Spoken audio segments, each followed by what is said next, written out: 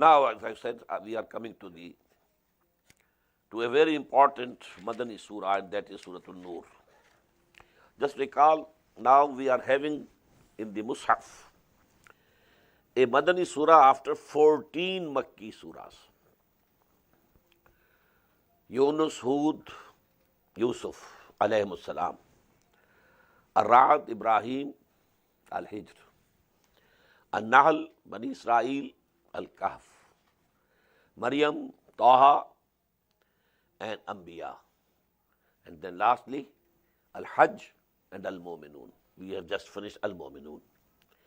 Now this is the surah. It comprises 9 sections, and it has, I think, nearly about 70 or 63 perhaps ayat. Bismillahir Rahmanir Rahim, Suratun Anzalnaha wa Faradnaha. This is a very strange beginning of a surah. Mostly we have been seeing either huruf muqatta'at, alif lam mim, alif lam ra, alif lam mim sad, alif lam mim ra, and so on and so forth. Or mention of the glory for Allah, or His praise, or some introduction of Quran, some praise of Quran. Only a few had started, absolutely without any preface. We find Surah An-Nisa and Surah Al-Ma'idah, direct address. Ya ayyuhan nas, ya ayyuhallazina amanu. But here it's very peculiar. Particularly this surah being mentioned and utilized. Suratun, and this common noun in Arabic comes for something which is very big, very high. At-tankir lit-takhfim, they call it. This is the rule in the Nahv grammar of Arabic.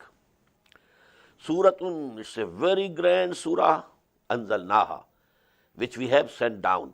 Wa faradnaha, and we have enjoined upon you, prescribed upon you. You have to abide by it. Ayatun farad anzalna fiha ayatin bayyinatin la'allakum tadhakkarun. And we have sent down in it very clear signs and revelations so that you get the admonition. Number 1, straight off, az-zaniyatu waz-zani, the adulteress and the adulterer. Fajlidu kulla wahidin minhuma miyata jaldah, flog each one of them 100 stripes. Wala ta'khudhukum biha ra'fatun fi dinillah, and let not tenderness for them seize you regarding the law of Allah subhanahu wa ta'ala. This is the hadd of Allah. This has been prescribed by Allah. You have to execute. You have to flog them 100 stripes. Maybe you are feeling sympathetic towards them, but it should not come in the way. These commands of Allah subhanahu wa ta'ala have to be executed. In kuntum tu'minuna billahi wal yawmil akhir. If you really believe in Allah subhanahu wa ta'ala and the last day, wal yashhad azabahuma, and their chastisement should be witnessed, ta'ifatun min al-mu'minin, by a group of the believers. They should see it with their eyes. When they are being flogged, there should be people to watch and see, so that there is terror. It becomes a deterrent for other people that this is the punishment. If I do the same, it will come to me also. And this is the philosophy of the severe punishments that are prescribed in Islam. A deterrence. And we have examples even today. Wherever these punishments are enforced, crime just evaporates. Formerly there was an example of Saudi Arabia, but now things are different there because there are a lot of immigrants over there. People coming from all the hooks and corners of the world. But recently, now we find the same thing in Afghanistan. Even Dr. Javed Iqbal, a somewhat secular type of, scholar, but when he visited Afghanistan and we came back, he addressed a meeting in Jamia Haqqaniya, Akoda Khatak, and he said, what I have seen in Afghanistan, if this can happen in a few more Muslim countries, then the whole world will accept Islam. There's peace, tranquility, no fear of theft, nothing of this sort. All peace. And that is because, the punishments are very severe. If you kill somebody, you will be killed. And you will be killed in the same way in which you have killed. If you are stabbed, well, they are of that person whom you have killed has the right to stab you, just as you stabbed the person whom you killed. الزانی لا ينكح إلا زانية أو مشركة.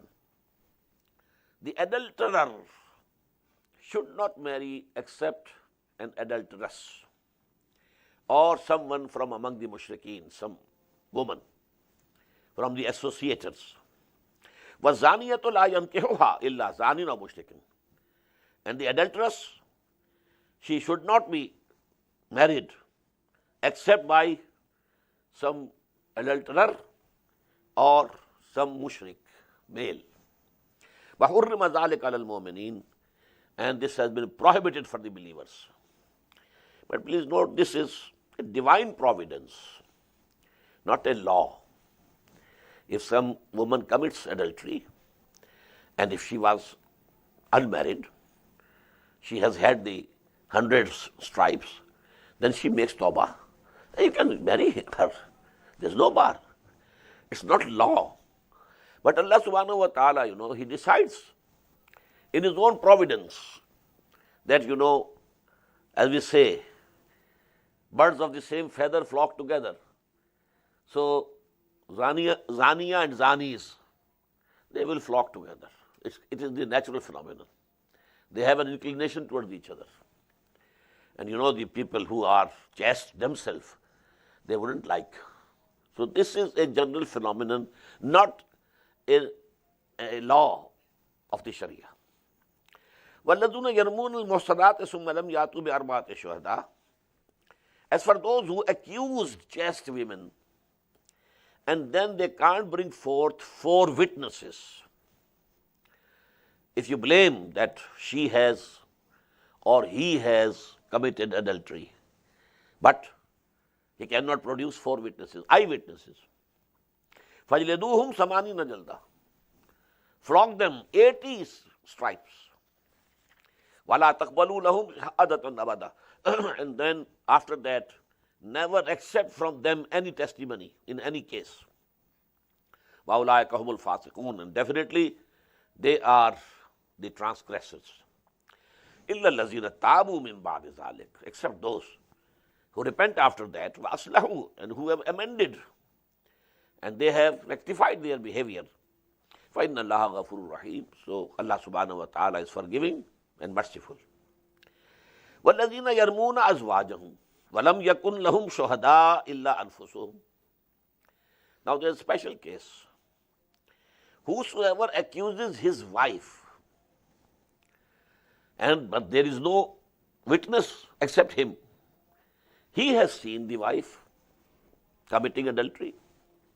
Now when he has seen with his own eyes, can he live with her now?